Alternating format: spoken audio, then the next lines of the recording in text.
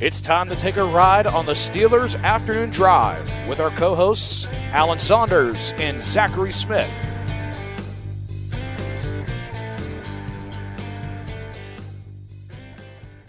Welcome into another episode of Steelers Afternoon Drive. I'm Zachary Smith. That is Alan Saunders. Alan, how we doing?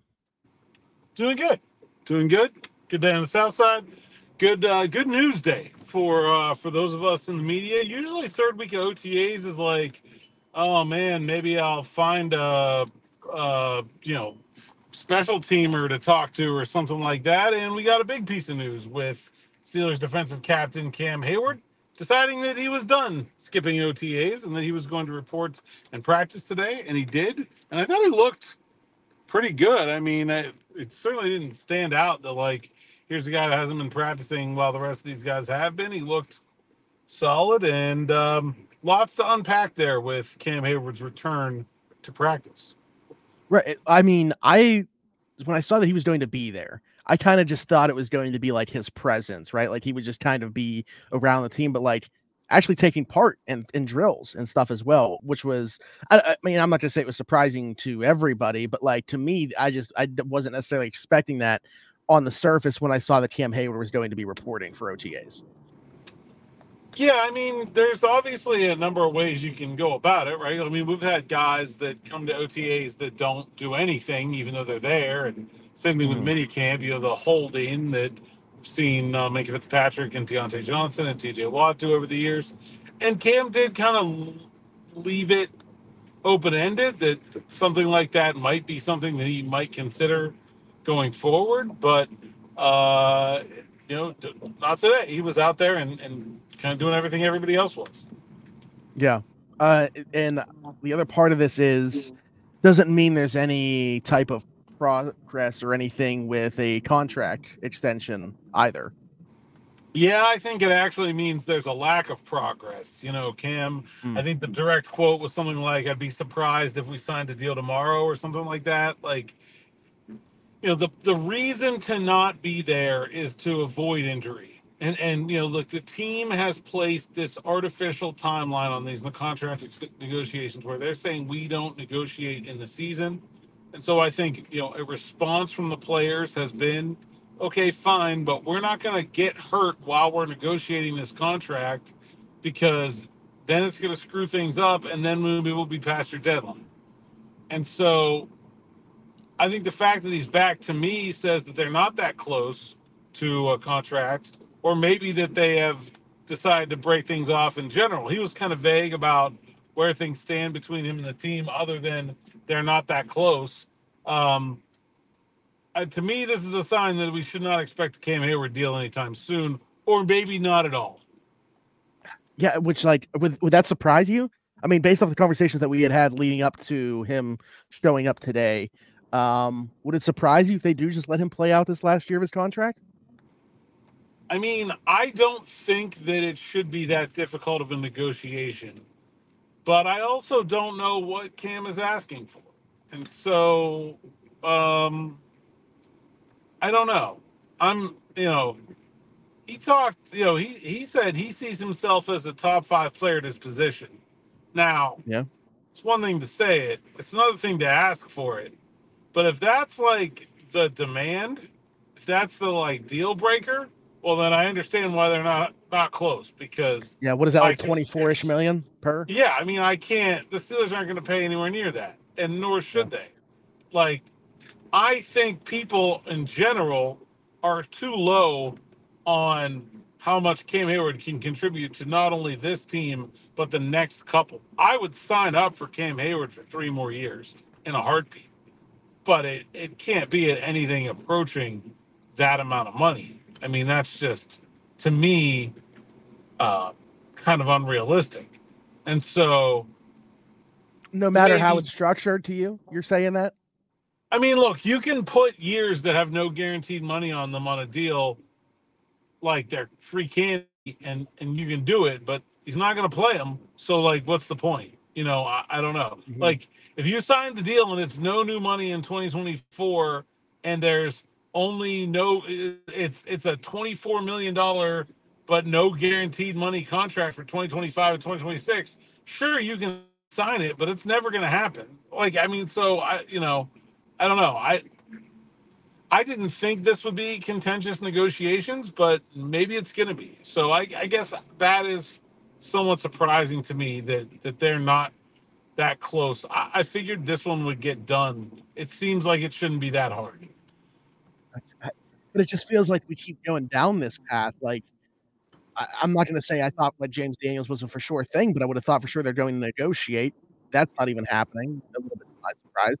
I would have thought Cam Heyward was going to be like, we're not even having this conversation type thing, and that doesn't look like that's going to be the case. Like, so where are we? What are we missing here? I don't know. And like Cam Heyward is one of these moves that involves other moves, right? Like if they want to trade for a big name wide receiver, they have to extend Cam Heyward's contract.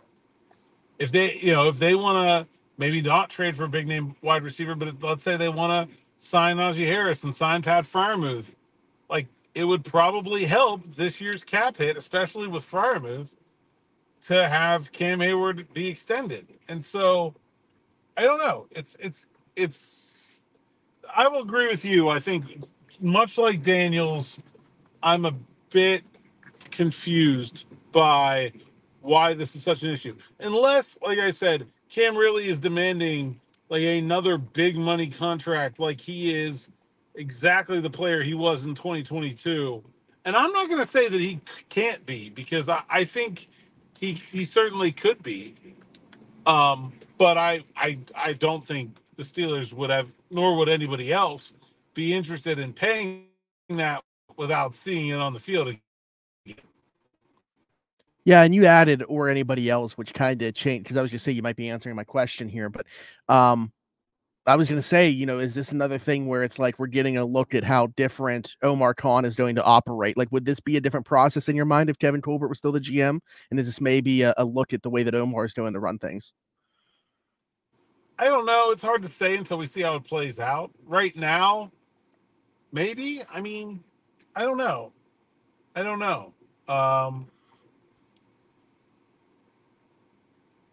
That's a good question. I'm not sure we know enough to answer it.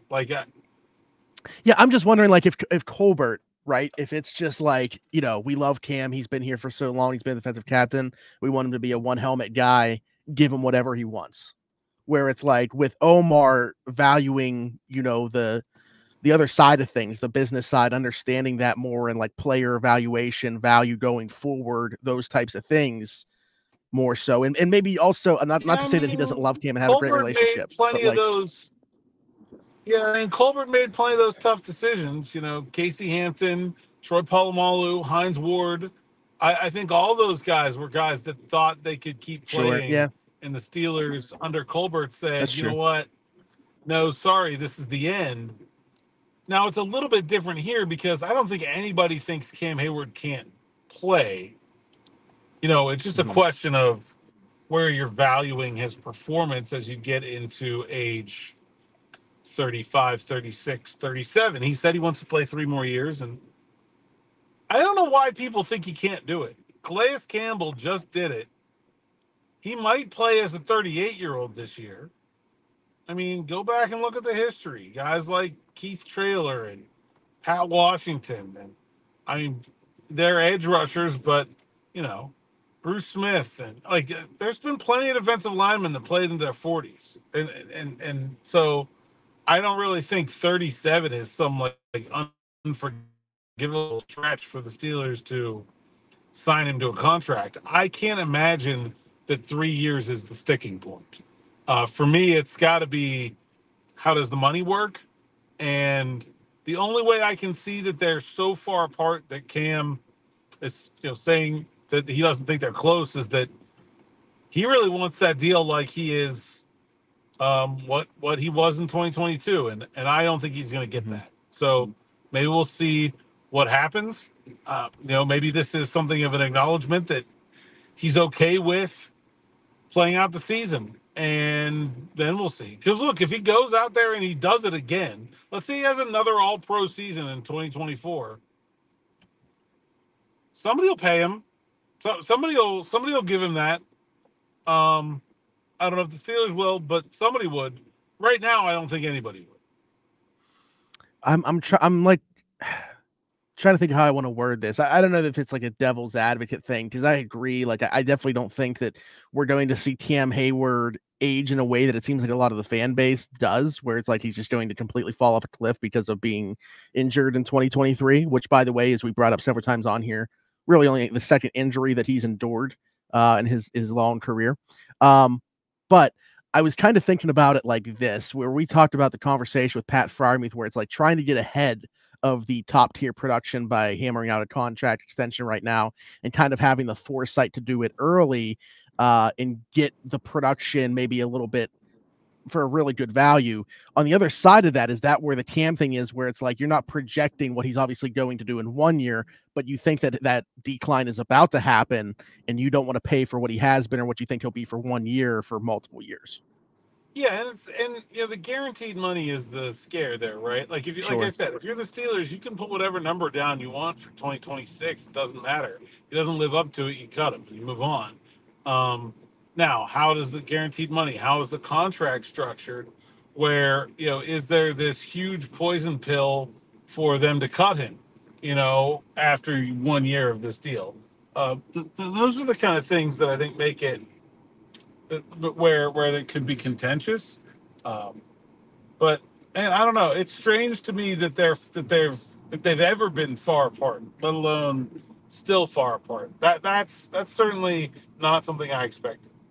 I still think a deal gets done. I still think it makes too much sense for both sides. The other part of this that we haven't really talked about is there is no Cam Heyward replacement on this roster. Nor is there a shortage of things they could be doing with their first round pick next year. Like, we spent all this offseason talking about how they don't have enough talent at wide receiver. Like, that, that they have a 1 year sort of stopgap in Dante Jackson opposite Joey Porter at corner. Like, there's plenty of things they can do with that first round pick. Not to say they couldn't draft Cam's replacement next spring, but I mean, it's not like that's the only thing they'd have to do with that pick. So I think there's plenty of incentive for the team to want him back, even if he's not quite the player that he's been, because it doesn't look like they have what appears to be anybody better available either. Like, it would be a totally different situation if there was promising young depth on the roster. You were going through like some positions there of possibilities for a 2025 first round pick, and I just wanted to add, we don't even know who the quarterback is going to be. Yeah, right. Yeah, I mean, absolutely. Thank you. Yeah, could totally be quarterback, and like any other number of positions. Did anybody see Kenny Pickett not being on the roster at this time last year? You know what's going to happen in a year, right? So, sure. It's they're a team that values their history, their tradition. I think he's a guy they would like to be a career Steeler. He's a good leader. He's still very productive. Defensive lineman can play a long time, even if it's as a rotational player. They're not really tight on cap space in 25 and 26. It just seems like there's too much that adds up to bringing Cam back to me that I'm surprised they're far apart at all, and I still think a deal will eventually get done. We'll see what happens. Yeah, I'm in agreement, not as strongly as I was though. Like I still think it's going to happen, but I can't sit here with like 100% certainty like I was, I don't know, 2 weeks ago. I think not knowing why they're as far apart as they seem to be brings that level of uncertainty into the process, right? Like, it would be a lot easier to sit here and say, oh yeah, they're going to get a deal done, if I knew why they were so far apart, and not knowing, makes you wonder. You want to put a percentage on it? 60-40, he's signed to an extension of some type, and I'll say 75-25, that's like a real extension with some new money in it and not just like void years to fix the cap. Yeah, I'm not going to say 100%. I mean, I hope that I could say 100%. I'll say 100%. Don't think he's going to be in the top 5. per year. Yeah, I agree. That's crazy talk to me. Like, I think his salary for this year is very appropriate. Yeah, I'd be looking at adding years at 16 million and less, not more. Okay. Anything else on that? No, I don't think so. Okay. Just that you should go up and look at the video of Cam and the hilariousness of Mike Tomlin, like giving him a big hug, and the idea that this was like that Cam not coming to OTAs was him, I don't know, like playing hardball or trying to cause some strife with the team is just so ridiculous. Like, go watch the reaction to him being in practice today if you ever thought that. Right. Yeah. You mentioned a name in there in terms of a wide receiver trade. Brandon Aiyuk, not at mandatory camp for the 49ers, which means he can start to accrue fines through the process of not being there for mandatory camp. We've talked so much about this, but I guess this is just another, I don't know, step if you want Brandon Aiyuk to not be on the 49ers and be on the Steelers in 2024. Maybe two steps, right? Because they gave some money to Christian McCaffrey, and although it didn't really significantly impact his 2024 cap hit, I think it just makes it very clear. And Jonathan Silver, who San Francisco Chronicle, is that where he writes? I believe so. He put a pretty good breakdown of kind of where the 49ers stand right now when it comes to the future of their wide receiver position. And he basically said that the new deal for Christian McCaffrey kind of makes it untenable that both Deebo Samuel and Brandon Aiyuk will be on the team in 2025. But that doesn't necessarily mean that a trade is happening anytime soon. That that Aiyuk playing out his deal is plausible. Also, so is trading Deebo after the 2024 season. And not now. So they've got some options. I still don't think that move is very likely. But like you said, if you are looking for that to happen, this was sort of the first thing that needed to happen, right? He's not going to show up for minicamp. Okay, then he's not going to show up for training camp. Start to get fined some significant amount of money. Sides are still far apart. Maybe some bad things are said that make coming back start to look tenuous. And that's how you end up with Brandon Aiyuk getting traded this offseason. That's the blueprint. If you want it to happen, you got one of your things to happen. I'm still a little skeptical that this is a move I see coming.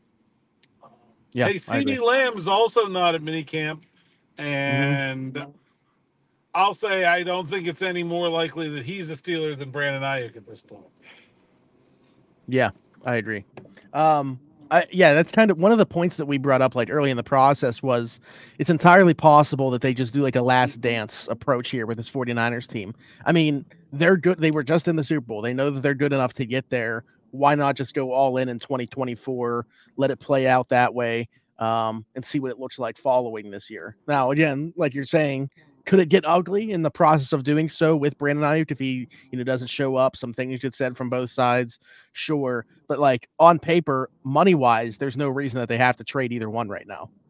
Yeah, I think that's the big key there with and I'm very curious what happens in Cincinnati. Now, I don't think that they would under any circumstances trade T. Higgins to the Steelers, but they have two wide receivers who want paid with their hand out, and I have no idea how they're going to make that work.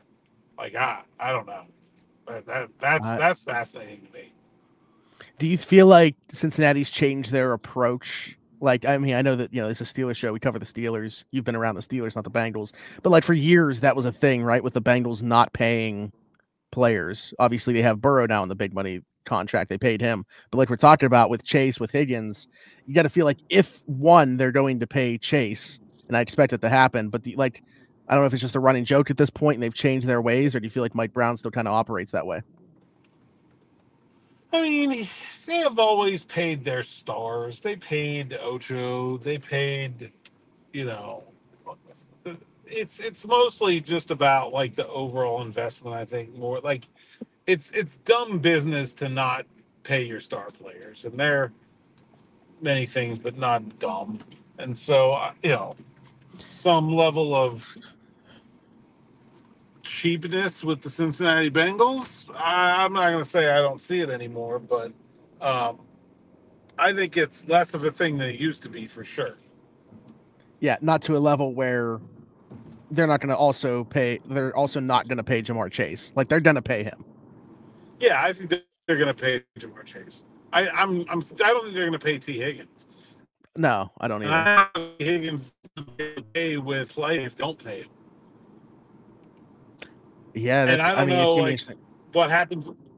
And Trey Hendrickson wants money, and so I don't know where it all comes from. Like, they're in a tough spot. Mm-hmm. Can we maybe get like a third team involved here to have Cincinnati trade T. Higgins there, and then we acquire him from that team? Unlikely. I'm thinking about the Mark Streit Penguins trade when they got him from Philly, but had to get a third team involved to make it happen.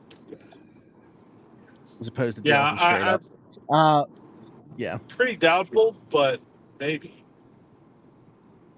But I'm in full agreement in terms of Aiyuk and would they deal with Buffalo? I don't know, but they should be. They're not going to find. What's an NFC team that makes sense? I mean, yeah. Well, what's funny is the Steelers ended up trading a wide receiver to the team I thought made the most sense for T. Higgins in Carolina. Yeah, that's interesting. That is interesting. So I don't know, looking around the NFC, where I would say makes the most sense now. But speaking of receivers, I want to get your thoughts on something as well. You talked to two receivers today. If you missed Alan and Nick's practice report, some conversation about Alan's conversation with them, but I want to get some thoughts on here as well. Talked with Van Jefferson and Calvin Austin, and they don't want a wide receiver addition because it would mean bad things for them. They want to be the guys to step up and make it so the team doesn't have to go out and get a Brandon Aiyuk, a Deebo Samuel, a DK Metcalf, Cortland Sutton, any of those guys. Yeah, pretty interesting dynamic, right? I mean, you have this group of players. George is pretty well locked into his spot, but nobody else really in the whole wide receiver room is. And so, you're jockeying position and you're competing with one another, but they're also kind of trying to say as a group, like, hey, look, we're good enough. You don't need to bring anybody else in here.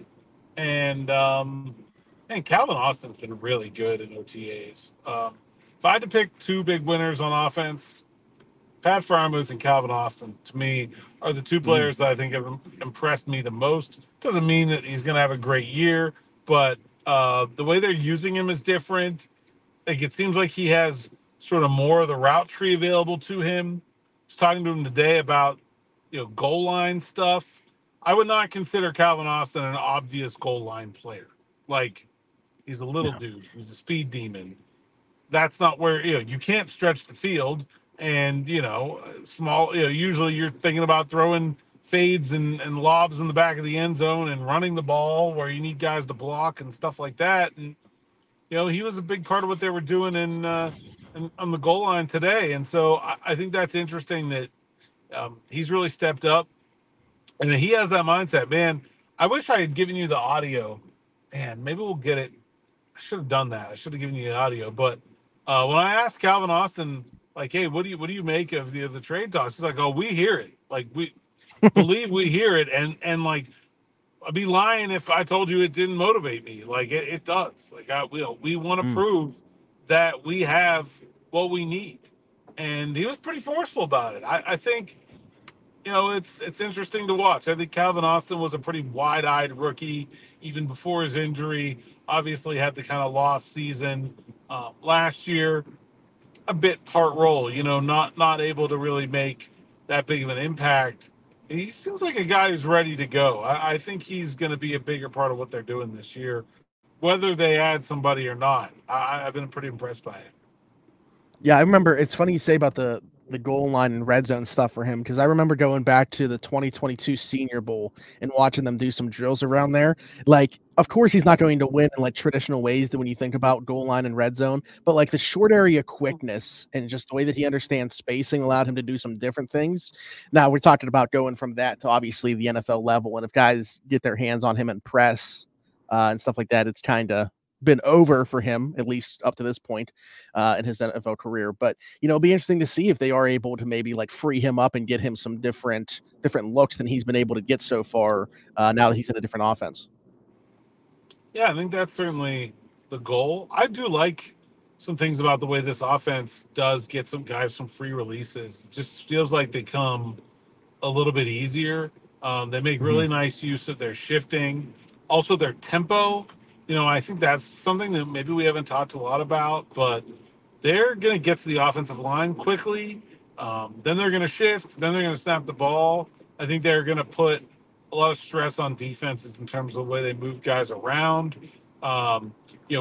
People in places that you don't necessarily expect them to be. Talking about, like we talked before, about running backs being split out wide and actually running routes and being a full part of the route tree from out there, and not just this dummy motion indicator thing, but like a real part of the offense. I think they're going to get some guys some free looks, and if you're getting Calvin Austin some free looks, I mean, his quickness is impressive. So I think he can use that to his advantage, and we'll see how the rest of it plays out. I'll be honest, I don't think anybody else has really been that impressive in that group. Quez Watkins had a nice catch today, but I'm not overwhelmed by anyone else in that room. I think Calvin Austin is really taking a step forward. Well, okay. Well, I was going to ask about the other guy there, obviously Van Jefferson. Calvin was a 4th-round pick, but Van was actually a 2nd-round pick when he came out in 2020, same draft class as Chase Claypool. After he played 1 year at Florida, was at Ole Miss prior.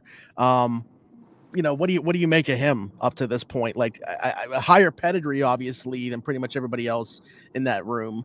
But is he going to be a contributor in 2024? I think he's going to be a contributor. I think right now those are the 3 starters: Pickens, Jefferson, and Austin,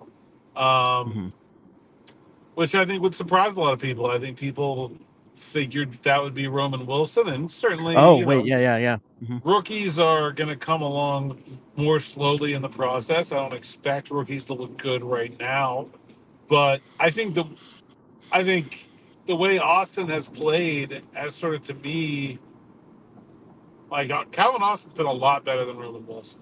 So how does that play out? We'll see as we get into the summer, but I think the slot feels very good. I feel good about the slot.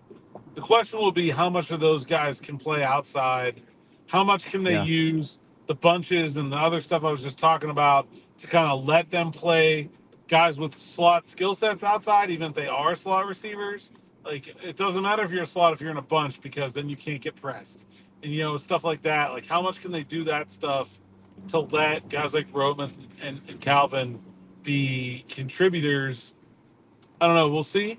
When they're in traditional kind of like regular looking 11 personnel, I think Van Jefferson's the other outside guy. I don't think he's been great. He certainly looks the part. He certainly has a veteran pro build to him. I think he's a good run blocker. But we'll see how things go. I mean, I don't think he's been so good that I can't imagine them replacing him so far. Let me just say that. Yeah, I was starting to think as you were talking there too, the other thing that we've kind of touched on is the idea of Pat Freiermuth running routes on the outside. So like if nobody really ends up like standing out, if they don't go out and get another receiver, how plausible is it that like we're talking about basically Pat being the second boundary receiver? I mean, he's not going to play boundary receiver, but I think he could be number 2 in targets and just play a lot of 2 tight end. But he's not going to line up regularly outside as a XZ receiver. Like, he's still going to be a tight end. Okay. All right. Well, hopefully something's got to give there in terms of the Steelers wide receivers. As much as I appreciate those comments from Calvin Austin and Van Jefferson, not necessarily sure that I agree that they don't need to go out and get another receiver. But I certainly hope that those two do elevate their games, and obviously there's a ton of opportunity to be carved out. So I think Alan, there is enough with each of those guys that, like, although the idea of any, like, I'm not going to bet on Calvin Austin becoming like a true wide receiver 2 this year. Nor am I going to bet on Van Jefferson or Queswell or any of those guys. But, like, they all have a reason to think they might be able to. And the idea, it's like 5 scratch-off lottery tickets, right? It's like, are any of these probably a winner? No. If you're holding 5, do you have a winner in there somewhere? Maybe. I think your chances start to go up. So, I don't know. I think the market, being what it is, has certainly made the idea of just going into the year with those guys a lot more real, and we'll see what happens. My prediction has been if a trade doesn't materialize, I think they end up circling back and signing Michael Thomas. I saw Traylon Burks covering kicks. Yes, he is. Today. Yes. So, like, that's... Mm-hmm. You got a first-round pick covering kicks. Yeah, new head coach Brian Callahan said he's going to have to show that he can contribute on special teams if he wants to be a part of the equation and move up the depth chart. Not what you call great. No. I agree. That's one of the names that we've thrown out there is one to watch. But again, that's not like a stamp it. This is a solution for the wide receiver room. No, like that's another scratch off. Yeah. Yeah. Which, like, you said, maybe one of those is a free ticket. Maybe you win a couple bucks off one of them. But are we going to hit for a jackpot here at any point on one of these?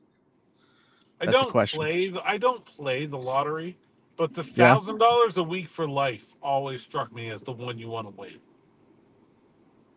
That'd be pretty sick. Yeah. Because you avoid the, like, classic, unless you're like 70, then that's probably a bad deal for you. But, like, you avoid the, like, you still, like, I'm still going to I'm not going to, like, quit my job because I have another $52K coming in every year. It's just like everything's way better. It's not like, I don't know. Not that I don't want to win the lottery for I don't know. I think that's the one. To me, that's always the one I would want to win. I agree. All right, Alan. Anything else besides lottery talk? No, that's all I got. Okay. Tell the people where they can find you. At @Saunders_PGH, PGH Steelers Now, SteelersNow.com. Like and subscribe to the YouTube channel, and hit that little bell for notifications. We've been moving on up with the subscribers, so keep that push going. And I'm working on something for the stickers. Okay. If you're in Pittsburgh, I'm working on something for the stickers. If you're out of town, I don't know. I don't know what we're going to do. Well, I have to find a way. That is not a solution, but yeah, something. I don't know. I don't know, but I'm working on something for the stickers. So stay tuned. Okay. Stay tuned. There you go. We'll leave it at that. As Alan said, like, subscribe, hit that notification bell. Just keep watching. That's like I don't even know, like a cryptic thing. Like that's, if I wanted to throw out there there's some motion on like an extension or Steelers talking to a receiver or another team about a trade or something, stay tuned. That's what you just pulled on here. Eyes emoji. Yeah. There you go. The hourglass symbol as well. Something like that. Leave us a 5-star review and subscribe if you are listening on a different platform that is not YouTube, Apple, Spotify, wherever you get your podcast from. You can find Steelers Afternoon Drive there. Hit us in the comments with questions for a future episode, what you thought about what we talked about on this one. Of course, you can find me everywhere, Zachary Smith, PGH, for Alan Saunders and myself. Thanks for jumping in. Take another ride with us on the Steelers Afternoon Drive.